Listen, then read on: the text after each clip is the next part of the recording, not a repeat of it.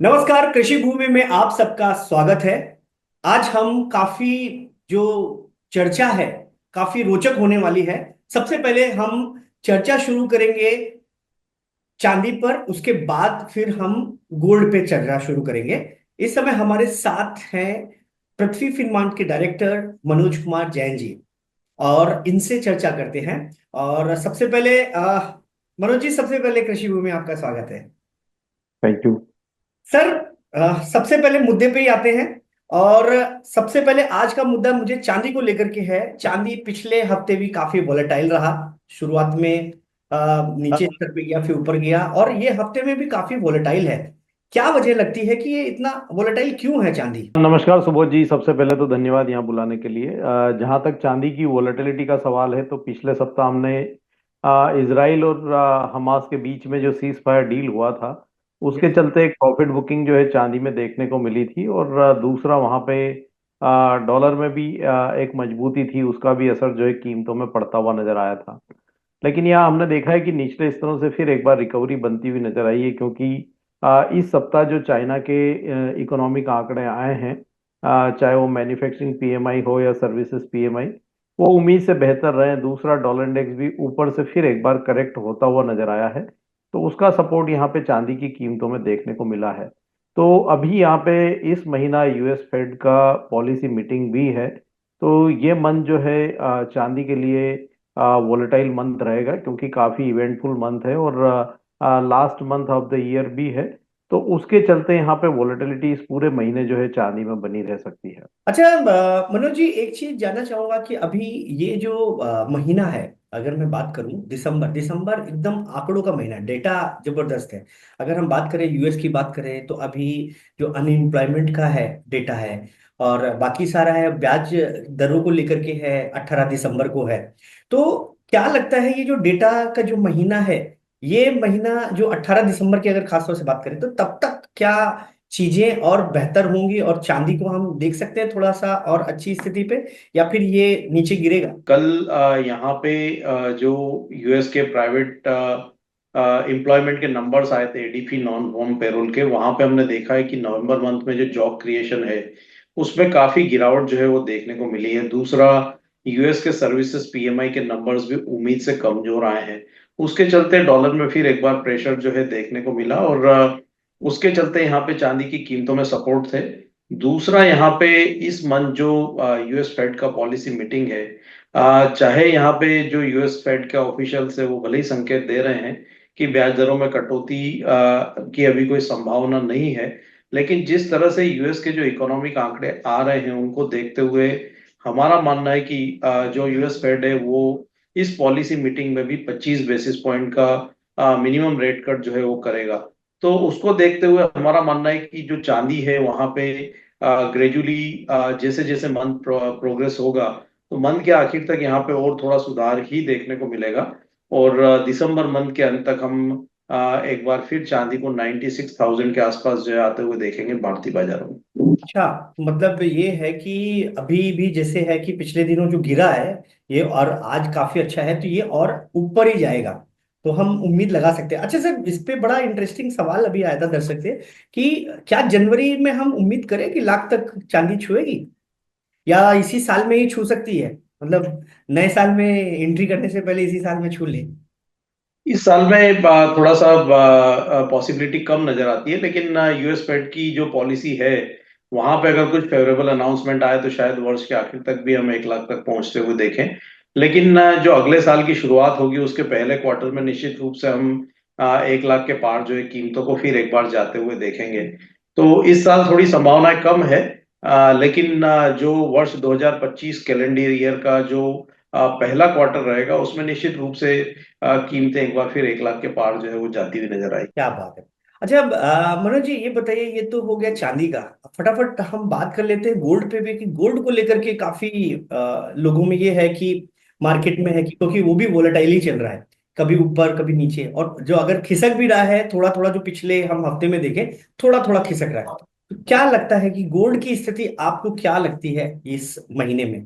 Gold में काफी stability देखने को मिल रही है। जो प्रेसिडेंट ट्रम्प के आने के बाद एक हमने जो नी जर्क रिएक्शन देखा था, और $2800 से लगभग $2550 तक सोना इंटरनेशनल मार्केट में फिसलता हुआ नजर आया था। और भारतीय बाजारों में भी लगभग 80,000 के स्तर से हमने 73,000 के आसपास तक जो है सोने की कीमतों को आते हुए देखा था। तो एक अच्छी गिरावट जो है ऑलरेडी हमने आते हुए देखी थी नवंबर मंथ में। और हमारा मानना है कि एक अच्छा कंसोलिडेशन जो है सोने में अब देखने को मिल रहा है। जिस तरह से जो ग्लोबल सेंट्रल बैंक्स की लगातार बाइंग है, कल ही जो वर्ल्ड गोल्ड काउंसिल का रिपोर्ट आया था, भारतीय रिजर्व बैंक ने भी रिकॉर्ड जो है खरीदारी की है सोने की वर्ष 2024 में। और आरबीआई की जो बाइंग है वो इस वर्ष में 77 मैट्रिक टन और अक्टूबर के मंथ में 27 मैट्रिक टन रही है, जो कि एक रिकॉर्ड लेवल है। तो आगे भी हमारा मानना है कि जो ग्लोबल सेंट्रल बैंक है उनकी बाइंग जो है बरकरार रहेगी वर्ष 2025 में भी। और वो सोने की कीमतों को सपोर्ट करती रहेगी। जहां तक दिसंबर का सवाल है तो काफी इवेंटफुल मंथ है।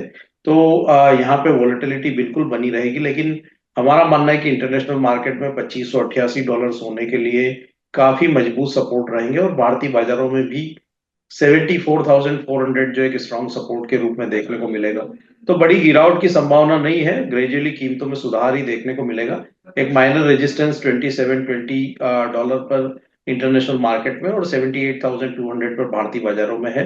तो वहां पे एक थोड़ा रेजिस्टेंस देखने को मिल सकता है, लेकिन अगर वो लेवल पार होंगे तो हम निश्चित रूप से फिर एक बार कीमतों को 80,000 के पार जो है आते हुए देखेंगे सोने की, अगर मैं बात करूं तो निचले स्तरों पर सपोर्ट्स बने रहेंगे। ओवरऑल ट्रेंड पॉजिटिव है।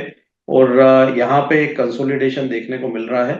और उसके बाद फिर एक बार जो है ऊपर की तरफ ब्रेकआउट सोने में देखने को मिल सकता है। सर आपने ये बताया 80,000 पार, मतलब क्या लगता है कब तक 80,000 तक पॉसिबिलिटी लगती है कि ये इस टाइम तक हो जाएगा? सोने में भी मेरा मानना है कि जो वर्ष 2025 कैलेंडर ईयर का जो फर्स्ट क्वार्टर है वहां पे सोना फिर एक बार 80,000 के स्तर के पार निकलता हुआ नजर आएगा। एक माइनर रेजिस्टेंस जैसा कि मैंने बताया कि $2720 इंटरनेशनल मार्केट में और 78,200 भारतीय बाजारों में वो देखने को मिलेगा। लेकिन वो प्राइस के ऊपर ब्रेकआउट होगा तो फिर बिल्कुल निश्चित रूप से नए हाईज जो है वो सोने में आते हुए नजर आएंगे। तो एक ब्रेकआउट का वेट कर सकते हैं, लेकिन कोई भी गिरावट आती है तो उसको एक निवेश की अपॉर्चुनिटी के रूप में ही देखें। निचले स्तरों पर अक्यूमुलेट करते रहें जो लंबी अवधि के निवेशक हैं। लंबी अवधि का ट्रेंड अभी भी सोने और चांदी दोनों का ही इनफैक्ट पॉजिटिव है। और वर्ष 2025 में भी अच्छे रिटर्न्स जो है यहाँ पे बनने की संभावना नजर आती है। सर आपने ये तो बताया है, लेकिन एक हमारे दर्शक हैं, उनके मन में अभी भी एक ऐसा सवाल है। वो बोल रहे हैं कि क्या सोना उम्मीद की जा सकती है कि 70,000 तक पहुंचेगा, मतलब? देखिए, होने को कुछ भी हो सकता है, लेकिन हाल फिलहाल के जो फंडामेंटल्स हैं उनको देखते हुए अभी ऐसा कोई सेंटीमेंट नजर नहीं आता है कि सोना 70,000 हो जाए। क्योंकि अगर कोई यहाँ पे ट्रम्प साहब जब जनवरी में सत्ता संभालेंगे हम्म। और उनकी तरफ से अगर कोई ऐसे कदम उठाए जाते हैं जो कि डॉलर को बहुत ज्यादा मजबूत कर दे तो बात अलग है। बाकी उसके अलावा और कोई ऐसे जो है सेंटीमेंट नजर नहीं आते हैं कि वो 70,000 की तरफ सोने को ले जाते हुए नजर आएंगे। कहीं ना कहीं यहाँ पे 74-75 एक बेस जो है सोने में बनता हुआ नजर आ रहा है। तो ज्यादा बड़ी गिरावट की उम्मीद ना रखे। और जैसा कि मैंने पहले भी कहा है कि गिरावट में स्टेगर्ड वे में खरीदें, ताकि गिरावट आती भी है तो आप धीरे धीरे जो है एक्यूमुलेट कर सके। क्योंकि किसी भी बाजार का टॉप और बॉटम किसी को भी पता नहीं होता है। अगर कोई बोलता है कि उसको पता है तो बिल्कुल झूठ बोल रहा है। क्योंकि जो मार्केट के जो सेंटिमेंट्स हैं, जो मार्केट के जो फैक्टर्स हैं, उनके बेसिस पे यहाँ पे टॉप और बॉटम के जो है फॉर्मेशन होते हैं। तो यहाँ पे एक हम प्रिडिक्शन कर सकते हैं, लेकिन एक बिल्कुल टॉप और बॉटम को कभी भी पकड़ नहीं सकते हैं। तो प्रयास रहता है कि हम उसके करीब तक पहुंच पाए। तो उसको देखते हुए ज्यादा बड़ी गिरावट की गुंजाइश नजर नहीं आती है। और गिरावट में थोड़ी थोड़ी मात्रा में निवेश करते रहें, ताकि आपको लंबी अवधि में जब मार्केट में बढ़त आएगी तो अच्छा मुनाफा जो है बनने की संभावना रहेगी। बिल्कुल बिल्कुल, आपने जैसे बोला तो हमारी भाषा में लोग जो ये भ्रम फैलाना कि मतलब 70,000 हो जाएगा सिर्फ अपने व्यूज बढ़ाने के लिए, हमारी भाषा में इस तरह की बात करते हैं। लेकिन जैसा आपने बताया कि बहुत ज्यादा है, सेंटिमेंट्स इस तरह की चीजें सपोर्ट नहीं कर रहे हैं कि वो 70,000 तक जाएगा। बहुत ज्यादा है, बेसिक है 74-75, लेकिन 80 तक जो है अगले साल की शुरुआती जो क्वार्टर है उसमें 80 तक पहुंचने की उम्मीद है। सर ये हो गया अपना, सोना और चांदी हो गया है। अभी एक फटाफट एक लास्ट हम जानना चाहेंगे दोनों के लिए, इंटरनेशनल और डोमेस्टिक में, कि क्या पोजीशन है प्रेजेंट में और कैसे रहेगा। बिल्कुल। कल यहाँ पे पिछले 2 सेशन से सोने और चांदी में अच्छी बढ़त देखने को मिली थी। और कल के जो यूएस के डेटा आए थे वो भी सपोर्टिव थे सोने और चांदी के लिए। आज यहाँ पे शाम के सत्र में यूएस अनएम्प्लॉयमेंट क्लेम्स के नंबर आना है, उसके चलते थोड़ी मुनाफा वसूली ऊपरी लेवल से देखने को जरूर मिल रही है। लेकिन हमारा मानना है कि शाम के सत्र में फिर एक बार निचले स्तरों से रिकवरी आ सकती है। 76,800, 76,700 ये एक सपोर्ट जोन रहेंगे इंट्राडे के लिए। वहीं ऊपर में 77,200 ये रेजिस्टेंस जो है देखने मिल सकता है सोने के लिए। वहीं अगर चांदी की बात करें तो 92,400 से 92,200 ये एक सपोर्ट जोन रहेंगे। और ऊपरी लेवल्स की अगर बात करें तो 93,600 से 94 एक रेजिस्टेंस जोन रहेंगे। तो नीचे के स्तरों पर शाम के सत्र में फिर एक बार सपोर्ट जो है सोने और चांदी में देखने को मिल सकता बहुत बढ़िया सर। सर आपने बहुत अच्छे से बताया और कैसे आगे लोगों को काम करना चाहिए और क्या उनको स्ट्रेटजी बनानी चाहिए, उसमें इसको जो भी हमारी चर्चा हुई उससे हो सकता है उन लोगों को सपोर्ट मिले। सर कृषि भूमि से बात करने के लिए बहुत बहुत धन्यवाद। है। धन्यवाद।